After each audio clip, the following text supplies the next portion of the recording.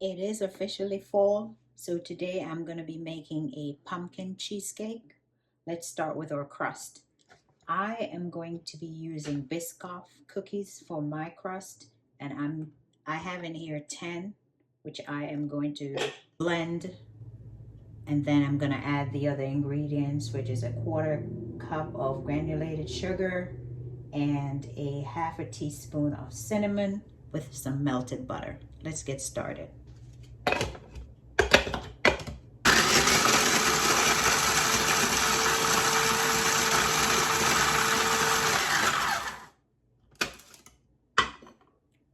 Now let's add the sugar or cinnamon.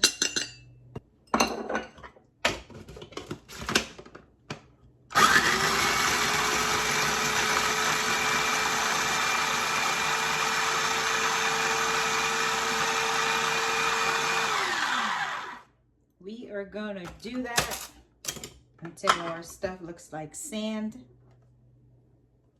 And that's what we have here. So now I'm gonna add my melted butter.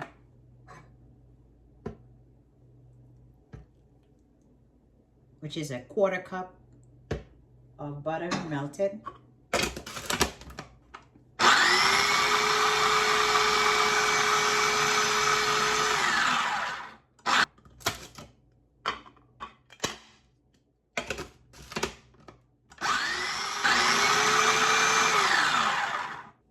We're now gonna put that into our 6-inch baking pan.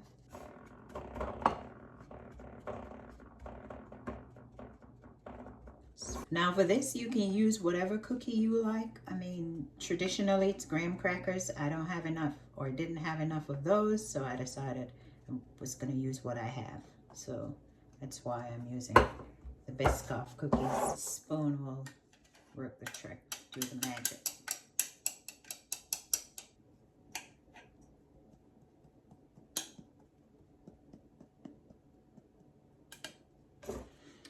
Now that this is done, we are gonna fire up the oven at 350 and sit this in there for approximately 10 minutes. And then we can start with our cheesecake batter. Okay, let's make our cheesecake filling.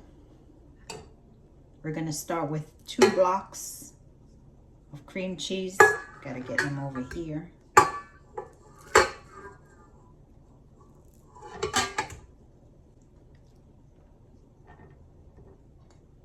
I've already preset the oven to 350 degrees.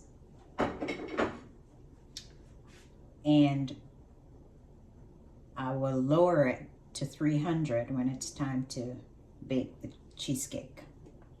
So let's get our cream cheese. We are gonna mix this for 1 minute.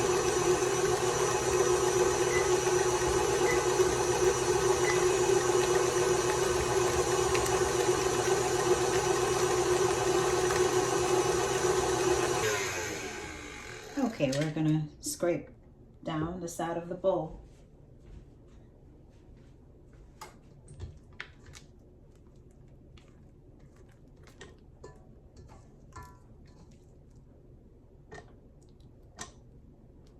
I'm gonna do it one more time.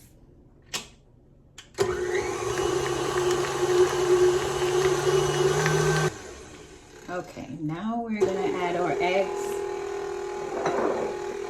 2 eggs, we're gonna do it one at a time. I also forget to mention at the beginning, your cream cheese, eggs, the sour cream that I'm gonna be adding should be at room temperature. So that's 1 egg.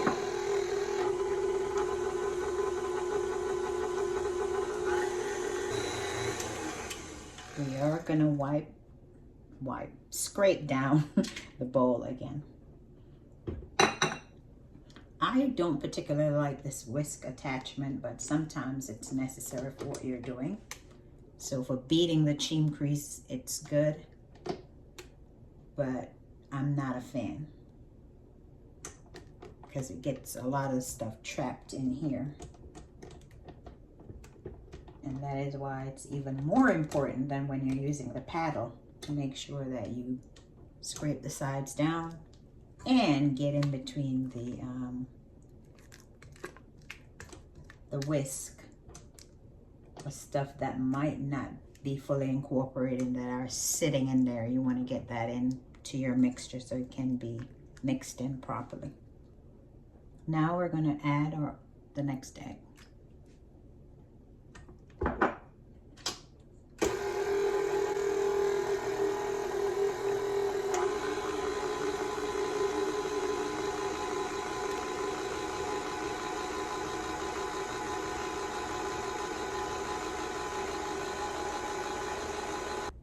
Now we're going to add the remainder of our ingredients. We're going to add, I have here 1 teaspoon of pumpkin pie spice, half a teaspoon of salt. I'm going to add that.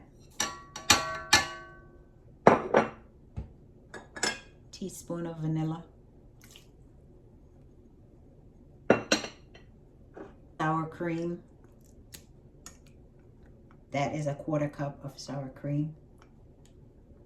Remember, your sour cream should be at room temperature, your eggs, and the cream cheese, always.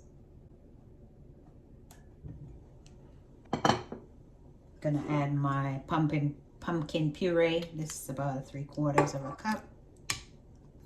Half a cup of granulated sugar. 1/4 cup of brown sugar. Then I'm going to mix this in, and then I'm going to sprinkle my flour on top. And then my filling is ready.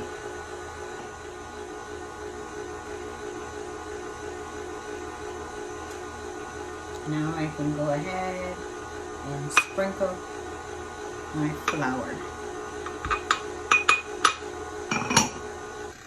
There may be some lumps in your mixture. I wouldn't worry about that because in the cooking process, it will all dissolve, so I don't worry too much about that. So now I'm going to scrape this down and give it a final mix with the mixer before I pour it into my pan. Making sure that I'm moving everything that's sitting at the bottom, because sometimes the cheese has a way of just sitting at the bottom and not being mixed properly. So let's give it another mix, and then we are ready to put our cheesecake in the oven.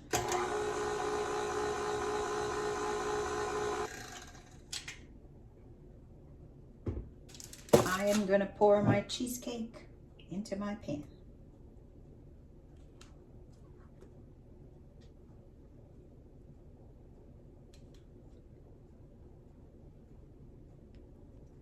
I've already set my water back.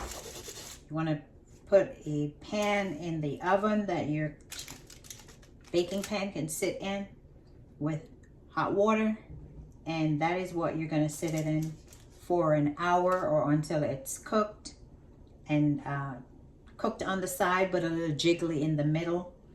After which, when it's done after an hour, or depending on your oven, it could be quicker, so you have to monitor that.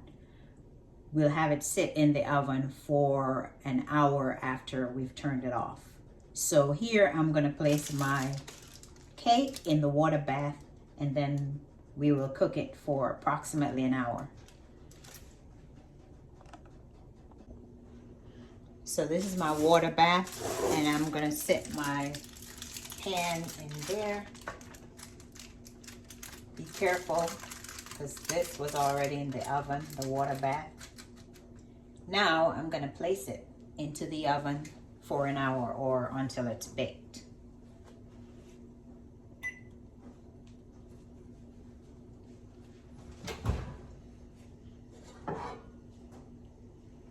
Just be careful.